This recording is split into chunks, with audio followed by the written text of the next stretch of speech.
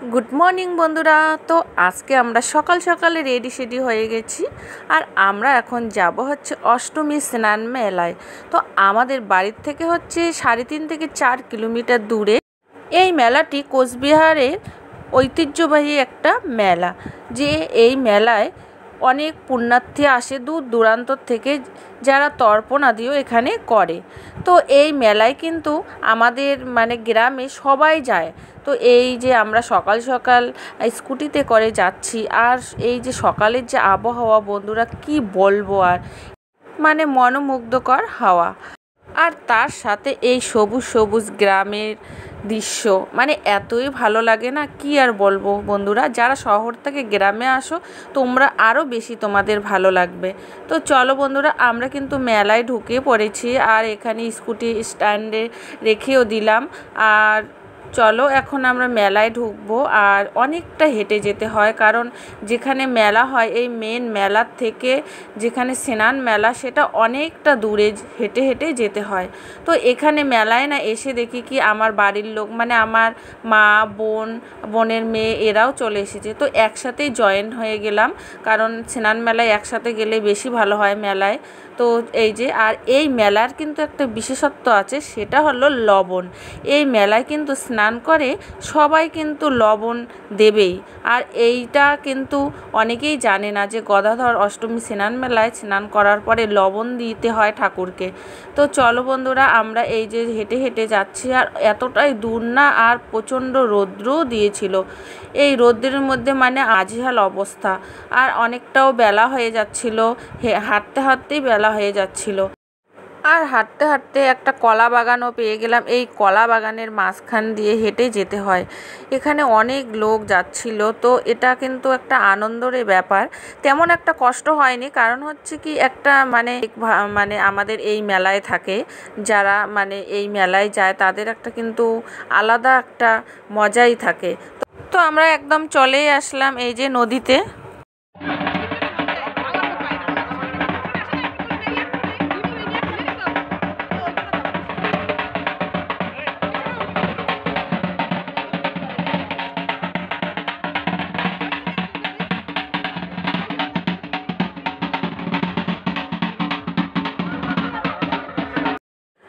তো ফাইনালি আমরা মেলায় চলে আসলাম, আর এখন আমরা স্নান করতে নামবো। তো আমরা আগে দু বোনেই নামবো, কারণ দুটো বাচ্চাকে নিয়েই নামছি। আর নদীতে স্নান করতে যে কি মজা, আমার সেই আনন্দ লাগতেছে। নদীতে স্নান করতে আমি খুবই ভালোবাসি। আর এই যে এটা যে ওই যে একটু একটু দেখা যাচ্ছে, তো ওটা হচ্ছে মেন গদাধর অষ্টমী স্নান মেলা। আর ওখানে কিন্তু নদী পার হয়ে যেতে হয় বন্ধুরা, ওখানে তো আমরা যাব না। তো এই পারেই স্নানটা সেরে নিলাম, আর তারপরে আমার মা যাবে স্নান করতে। তো দেখো আমাদের সবার এখানে স্নান হয়ে গেছে।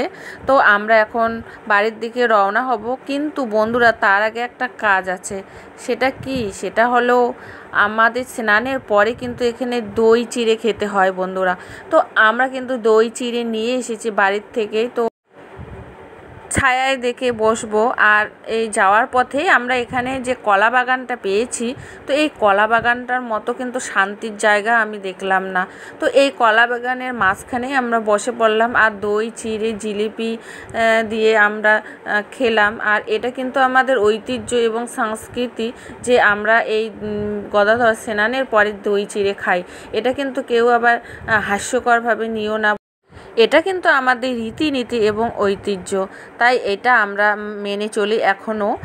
অনেকেই মানে না, কিন্তু আমরা এটা খুবভাবে মেনে চলি। আর এই কলা বাগানে বসে আমার বাড়ি যেতেই ইচ্ছে করছিল না। তো বন্ধুরা, আমি কিন্তু এর আগে 1 বছর আগে আমি কিন্তু একটা ব্লগ দিয়েছি গদাধর অষ্টমী স্নান মেলার, কিন্তু সেটা হচ্ছে আমার ফার্স্ট ব্লগ। তো এটা হলো আমার সেকেন্ড ব্লগ গদাধর অষ্টমী স্নান মেলায়। তো বন্ধুরা, তোমরা কিন্তু দেখো, আগের ব্লগটা দেখো আর এই ব্লগটা কিন্তু দেখো। আমার 1 বছর পূর্ণ হতে চললো। তো যাই হোক, এখনও আমি সাকসেস হতে পারিনি, হয়তো তোমাদের আশীর্বাদ পেলে আমি সাকসেস হতে পারবো। তো কোনো ব্যাপার না। তো ব্লগটা তোমরা দেখতে থাকো। আর এই যে আমরা এখন চলে আসলাম রাস্তায়, আর এখানে এসে না তেঁতুল দেখলাম, আর তেঁতুল দেখে তেঁতুলের লোভ সামলাতে পারলাম না।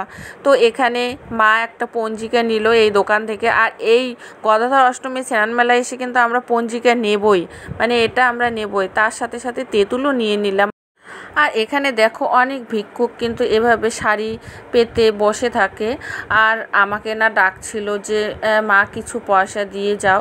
তো আমি ওখানে গেলাম, আর আমি খুচরো পয়সা নিয়ে গেছি অনেক, আর সবাইকে একটু একটু করে আমি খুচরো পয়সাগুলো দিয়ে দিলাম। তো প্রচণ্ড গরমে আমরা আখের রস খুঁজছিলাম, কারণ আইসক্রিমগুলো ভালো ছিল না এখানে।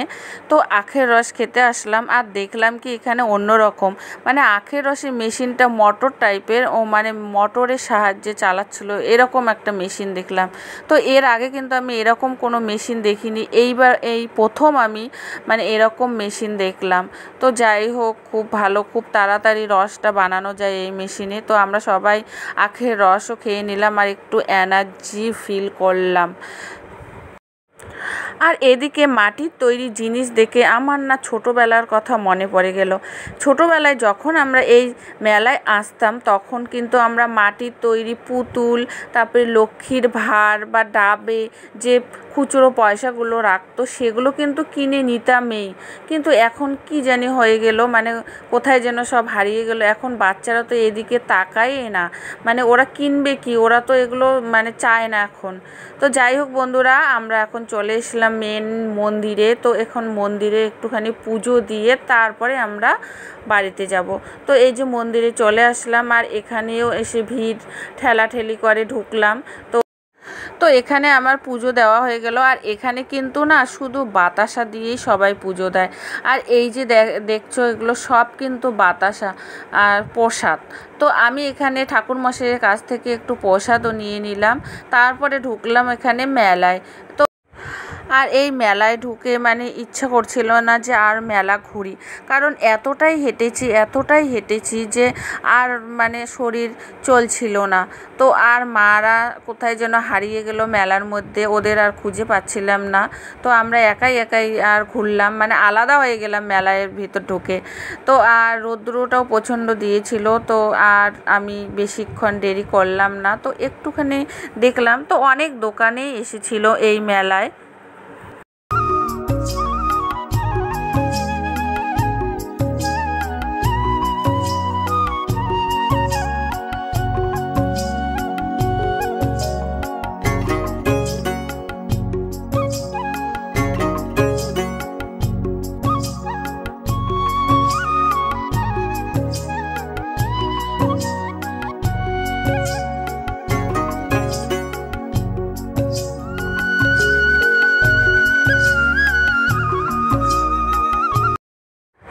আর মেলায় ঘুরতে ঘুরতে আমরা হাঁপিয়ে গেছিলাম, তো তার জন্য একটা করে আইসক্রিম নিয়ে নিলাম। আর আইসক্রিমটা কিন্তু খুবই ভালো ছিল।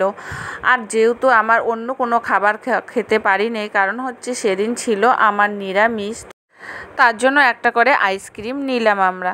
তো বন্ধুরা, আর ভিডিওটা বাড়াবো না, এখানেই শেষ করব। তো বন্ধুরা, ভিডিওটা যদি ভালো লেগে থাকে তাহলে সাবস্ক্রাইব করে দেবে, আর যারা ফেসবুকে দেখছো তারা ফলো বাটনটি ক্লিক করে দেবে। টাটা।